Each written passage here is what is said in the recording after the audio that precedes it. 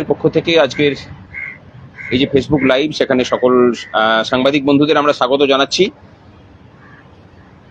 আমরা আজকে আমাদের রাজ্যের মাননীয় মুখ্যমন্ত্রীর নির্দেশে উনি জানিয়েছিলেন যে উনি আজকে প্রশাসনিক কারণে থাকতে পারছেন না, এবং সেই মোতাবেক আমরা সরকারের মুখ্য উপদেষ্টা মাননীয় সুব্রত গুপ্ত স্যার এবং অর্থ সচিবের সাথে আমরা আজকে একটা বৈঠকে বসেছিলাম। এবং এই বৈঠকে বসে গত 1 তারিখে যেসব বিষয়গুলো উত্থাপিত হয়েছে এবং তার পরবর্তী ক্ষেত্রে যেসব ডেভেলপমেন্ট হয়েছে সেই সব বিষয়গুলোকে নিয়ে আমরা আজকে আলোচনায় বসি। আমরা মাঝখানে একটা ডেপুটেশনও দিয়েছিলাম আমাদের সংগ্রামী যৌথ মঞ্চের পক্ষ থেকে। আজ আমাদেরকে জানানো হয় যে সেই ডেপুটেশনের বিষয়গুলোকে নিয়েও এবং গত যে বৈঠক হয়েছিল তার নিয়েও পর্যালোচনা হবে। আপনারা সকলেই জানেন যে সুপ্রিম কোর্টের নির্দেশে যে বকেয়া মহার্ঘ ভাতা, সেই মহার্ঘ ভাতা মেটানোর ক্ষেত্রে সরকারের এখনো পর্যন্ত যে ঘাটতি রয়ে গেছে সেই ঘাটতিগুলোকে নিয়ে আমরা আজকে মূলত আলোচনা করেছি। তার মধ্যে আমরা প্রথম গ্রান্ট ইন এড খাতে যারা চাকরি করেন, বিশেষত সমস্ত স্তরের শিক্ষক শিক্ষিকা এবং শিক্ষাকর্মীগণ, বোর্ড এবং বিভিন্ন কর্পোরেশনের পঞ্চায়েত এবং বিভিন্ন কর্পোরেশনের যারা কর্মচারী আছেন, বিভিন্ন স্বশাসিত যারা বোর্ড আছেন তাদের যারা কর্মচারী আছেন, এবং তাছাড়া সরকারের যারা কলকাতা কর্পোরেশন এরিয়াতে যাদের ব্যাংক আছে এবং সেই ব্যাংক থেকে যারা পেনশন পান, ইরিগেশন এবং পিডাব্লিউডির যারা ওয়ার্ক চার্জ এমপ্লয়ি আছেন, হোমগার্ড, তারা কেউই এখনো পর্যন্ত তাদের বকেয়া পাননি।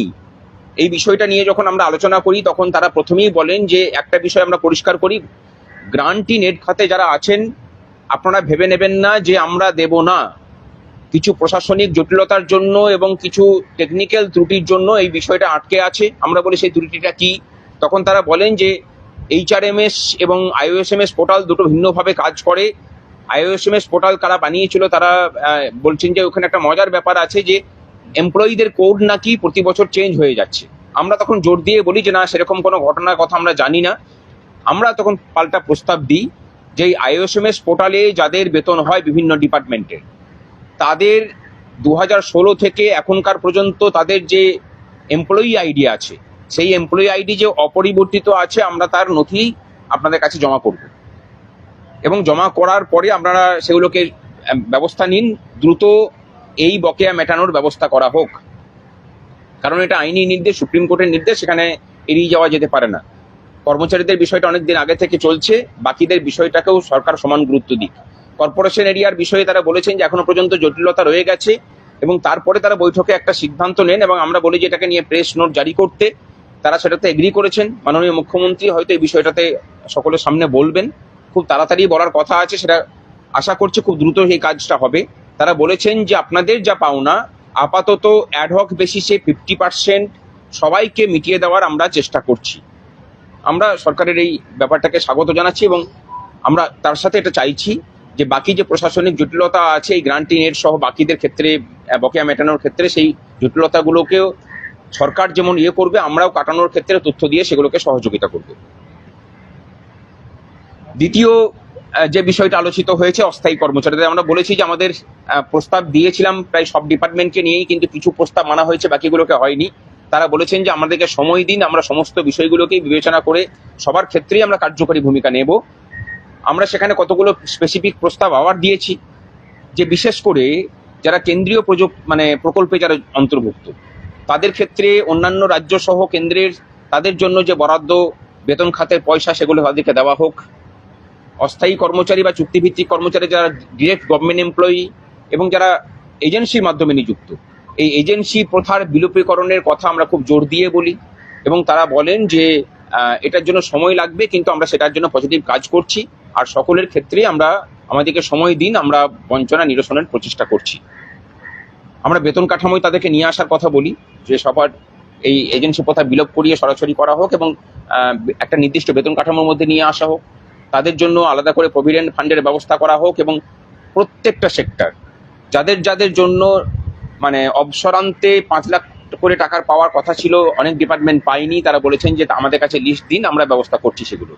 এবং তাদের মেডিকেল ফেসিলিটির কথা এটাও আমরা বলেছি, এটা স্থায়ী অস্থায়ী সকল কর্মচারীদের জন্যই আমরা বলেছি। চাকরি প্রার্থী যারা বিভিন্ন জায়গাতে ধর্নায় বসে আছেন, আমরা বলেছি যে তাদের সাথে কথা বলুক সরকার, তাদের বিষয়গুলোকে মেটাক। দরকার হলে প্রাক্তন হাইকোর্টের প্রাক্তন বিচারপতি তার নেতৃত্বে কোনো কমিটি করে তাদের বিষয়গুলোকে নিয়ে যাতে সমাধানের করার চেষ্টা করা হয়, সেই জন্য আমরা অনুরোধ করেছি। তারা এই বিষয়টাকে ভেবে দেখবেন বলে কথা দিয়েছেন। বদলি নীতি, এই বিষয়টাতে নিয়ে দীর্ঘক্ষণ আলোচনা হয়েছে যে ট্রান্সফার পলিসি দপ্তরে নেই বলে অধিকাংশ ক্ষেত্রে সমস্যা হয়েছে। উদ্যান পালন বিভাগে উনি যে সুব্রত গুপ্ত স্যার নিজে যে উদ্যোগ নিয়েছিলেন ট্রান্সফার পলিসি করার ক্ষেত্রে, তিনি তার কথা বলেছেন এবং তারা বলেছেন যে আমাদেরকে আলাদা করে যে আপনারাও একটা ড্রাফট পলিসি করে আপনারা জমা করুন, সেটা আমাদের কাজ করতে সাহায্য হবে। ভোটের পূর্বে এএসআই পুলিশের assistant sub inspector of police, তাদেরকে এক জায়গা থেকে অন্য জায়গায় ভোটের কাজে নিয়ে আসা হয়েছিল।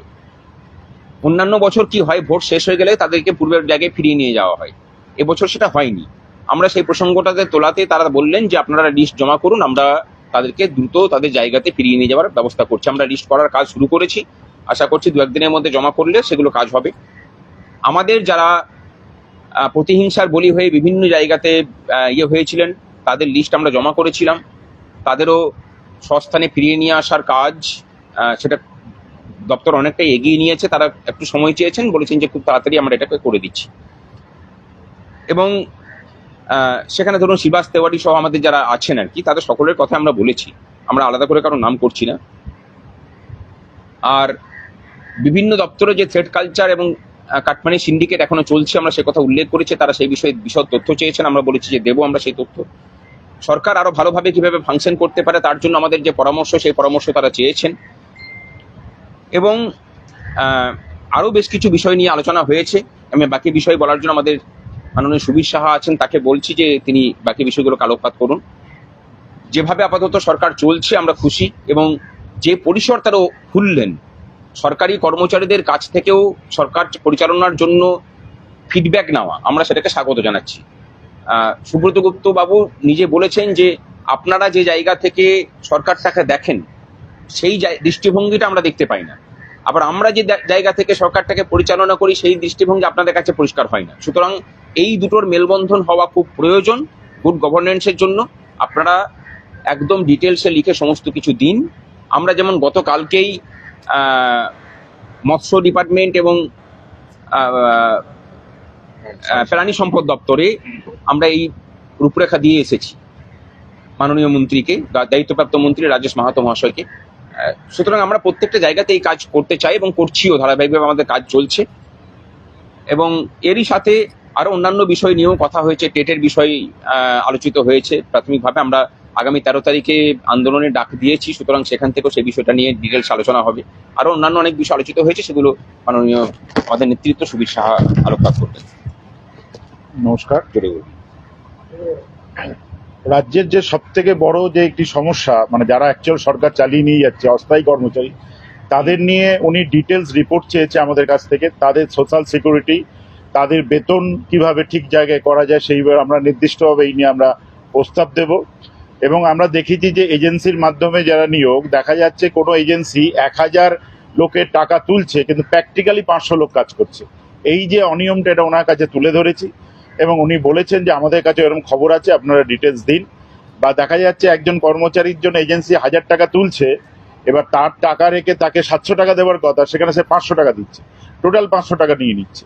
এবং লেবার ল এই এজেন্সি কোনো মেনটেন করছে না, যেটা আমরা বলেছি সেন্ট্রাল গভর্নমেন্টও কিন্তু এজেন্সি ক্ষেত্র বিশেষ নিয়োগ করে, কিন্তু লেবার যে ল, সেই লটাকে মেনটেন করে আর কি, সেটা করছে না। সেই বিষয়ে আমাদের তথ্য দিচ্ছে। ওভারঅল যে রাজ্যের 5 লক্ষ ওপরে যে অস্থায়ী কর্মচারী, এজেন্সি, কন্ট্রাকচুয়াল বা অনারিয়াম যত ধরনের আছে, তাদের ওভারঅল একটা সংগ্রামী যৌথমন্ত্রীকে ওনারা দায়িত্ব দিয়েছেন যে আপনারা একটা প্রপোজাল করে দিন। আমরা সেই প্রপোজাল আমরা জমা দেব নির্দিষ্ট ভাবে আর কি।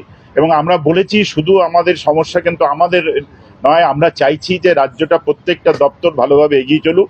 এবং আমরা বলেছি যে যদি ঠিক মতো সরকার করে, তাহলে মাসে বা বছরে ধরলে কয়েক হাজার কোটি টাকা সরকারের অপচয় বাড়বে। যে বিভিন্ন যে দুর্নীতি, উনি সেটাও তথ্য চেয়েছেন যে কোথায় কোথায় কিভাবে দুর্নীতি হচ্ছে, যেখানে সরকারের মানে টাকা বাঁচানো যেতে পারে, বা কোথায় সরকারের ইনকাম বাড়তে পারে আর কি। যে এই জায়গাটাও আমরা দিচ্ছি, এটা উনি খুব অ্যাপ্রিসিয়েট করেছেন সরকারের পক্ষ থেকে, যে আপনারা যেই চিন্তা ভাবনাটা করছেন যে সরকারের অপচয় কিভাবে কমানো যায়, সরকারের আয় কিভাবে বাড়ানো যায়, এটা অ্যাপ্রিসিয়েট করেছে। আমরা বলেছি যে কর্মচারীদের সময় অন্তর অন্তর একটা রিফ্রেশার ট্রেনিং এর ব্যবস্থা করা, তাদের মোটিভেটেড করা, আর যেন গুড গভর্নেন্স চলে সেটার ব্যাপারে উনি এই কথাটাও খুব আমাদের অ্যাকসেপ্ট করেছে ভালোভাবে, যে আপনারা এই বিষয়ে প্রপোজাল দিন, আমরাও ভাবনা চিন্তা করছি এটাকে কিভাবে এগোনো যায়। ও হিউম্যান রিসোর্স ডেভেলপমেন্ট, হ্যাঁ, এবং সরকারের যে হিউম্যান রিসোর্স ডেভেলপমেন্ট আছে সেটাকে আরো কি করে ডেভেলপ করা যায় আর কি, এবং সেই জিনিসটা তো ওনারা খুব অ্যাপ্রিসিয়েট করেছেন। আমরা এই বিষয়ে নির্দিষ্ট আমাদের প্রস্তাব আমরা দেব আর কি। তা আমরাও সরকারকে করেছি, ধন্যবাদ জানিয়েছি তাদের জায়গা থেকে, তারা কিছু কিছু ওয়ার্কার হেল্পার বা কিছু কন্ট্রাকচুয়াল তাদের বাড়িয়েছে, আরো বাকি আছে সেটাও মনে করিয়ে দিয়েছি, সেটাও ওনারা বলেছে আমরা আস্তে আস্তে জিনিসগুলো করবো আর কি। তা আজকের যে আলোচনা খুব ফলপ্রসূ আলোচনা হয়েছে বলে আমরা মনে করি, এবং সেই সাড়া দিয়েছে চিফ মিনিস্টার, তার চিফ অ্যাডভাইজারকে আমাদের এই যে কথা বলার সুযোগ দিয়েছে, যেটা আগের গভর্নমেন্টে আমরা দেখিনি। আমরা প্রাথমিক এতে বই যে সরকার চাইছে কিছু একটা করতে, আমরা সেই জায়গায় সহযোগিতা করবো, এবং যেখানে বিরোধিতার দরকার হবে সেখানে আমরা বিরোধিতা করবো আর কি। তা আমরা মনে করি সরকার শত্রুও না, সরকার বন্ধুও না, আমরা সেই চিন্তা ভাবনা নিয়েই চলবো, কোনো অ্যাঙ্গেল থেকে কোনো বায়াস আমরা কিছু করব না। আমরা যেখানে যেটুকু দরকার সংগ্রামী যৌথ মঞ্চ সেই কাজটুকুই করবো। নমস্কার সকলকে।